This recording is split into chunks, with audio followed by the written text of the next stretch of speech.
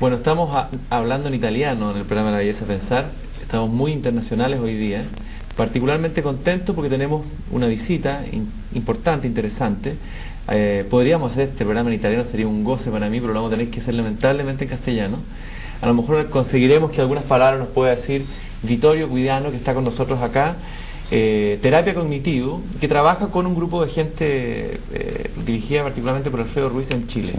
Grazie per stare qui alla bellezza del pensare, si direbbe en italiano, ¿no? Sí, se diría así, belleza del pensar. Gracias a ustedes por su invitación, que agradezco muchísimo como ocasión para tener un contacto más detallado con la gente de Chile, que llamo muchísimo. Cuéntame una cosa, Vittorio, leyendo los textos particularmente, bueno, este libro que acaba de ser lanzado que se llama Desarrollo de la terapia cognitiva post-racionalista, donde hay una interesante entrevista que te hace Alfredo Ruiz, surge el concepto del cual vamos a partir, que es post-racionalista, que suena muy pomposo y muy totalizador. Sí, ¿qué significa esto?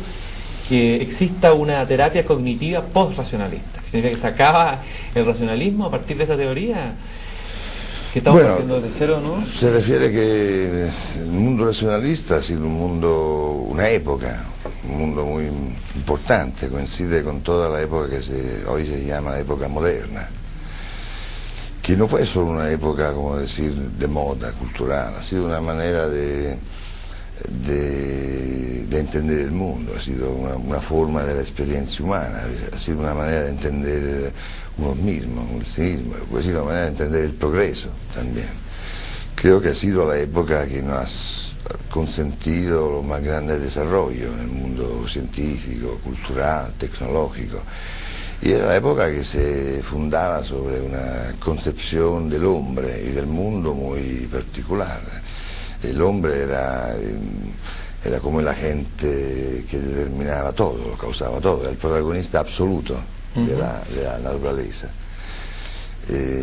Y además todo podía ser calculado, medido con extrema precisión, porque el mundo en el cual este hombre protagonista, personaje principal, vivía era un mundo, como se dice, muy simple, unilineal, un mundo que tenía nada más que un sentido, en el cual era, como decir, como un orden único para todo el mundo, en el cual ya estaba comprendido el sentido de las cosas, ¿no? Pero parece ser que esa visión, que da origen a la modernidad de alguna manera, que tiene su origen en el iluminismo, ¿no? Sí.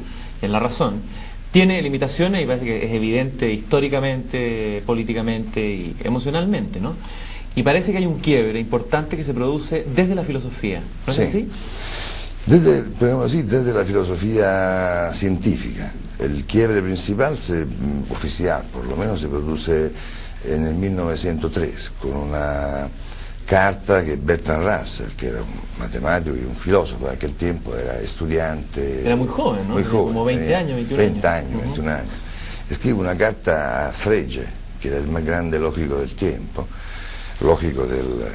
puede decir que era la punta más alta que alcanzaba el racionalismo moderno.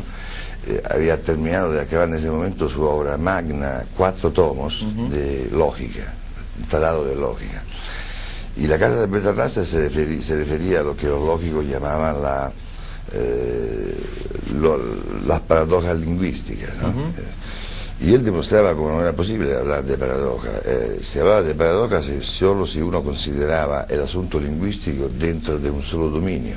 Pero si uno empezaba a ver que la realidad es hecha de muchos dominios simultáneamente, esa paradoja cesaba de ser paradoja, de repente asumía un significado. Naturalmente yo lo digo así, Bertrand Russell lo escribió con toda fórmula matemática por 3 páginas. Y eso fue verdaderamente un estallo. Para Frege fue una tragedia.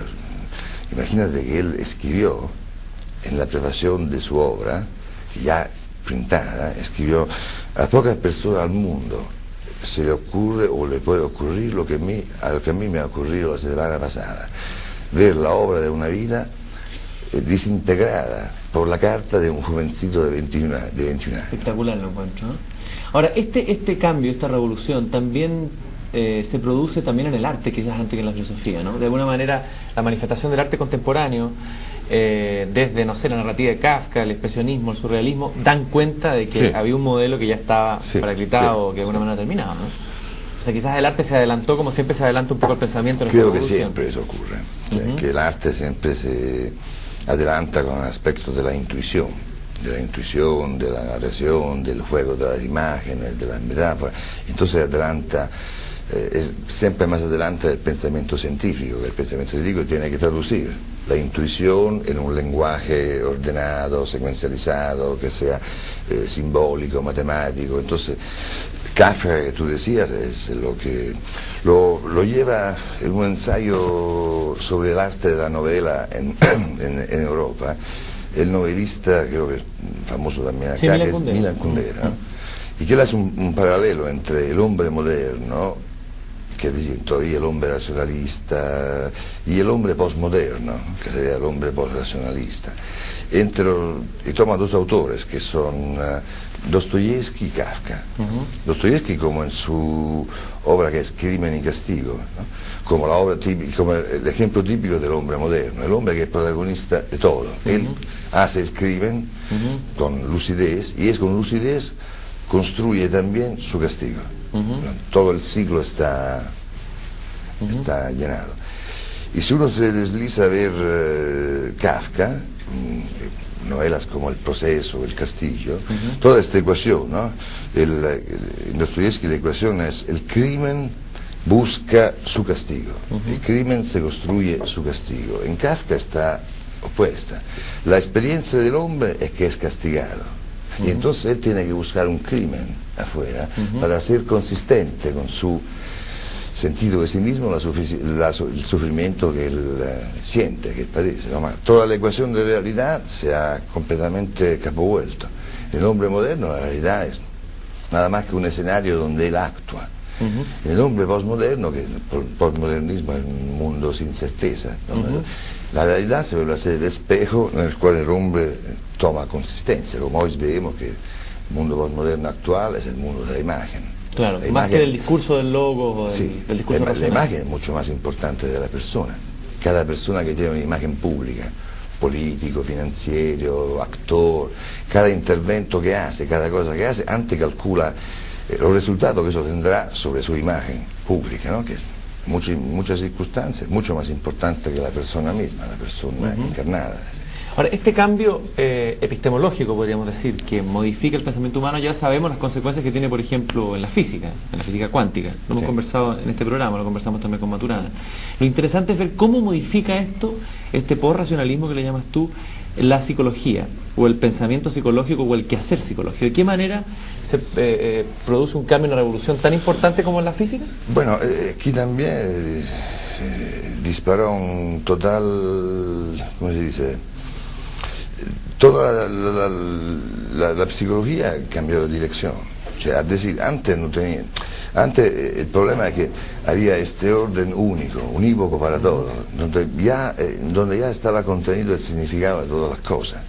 No había gran problema en ponerse la pregunta ¿qué es el conocimiento humano? El conocimiento humano no es nada más que una copia, una representación de ese orden.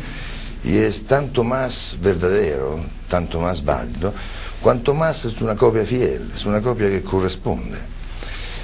Tú piensas, en el momento en el cual hay un momento en la historia, ¿no? Que nos damos cuenta que ese orden así único no existe, que hay un continuo fluir de, llamámoslo, estímulos, ¿no? De percepciones, de perturbaciones, y en este continuo fluir uno puede distinguir todos los órdenes que quiere. Como diría Humberto Maturana, cada orden es dependiente del observador que lo está mirando.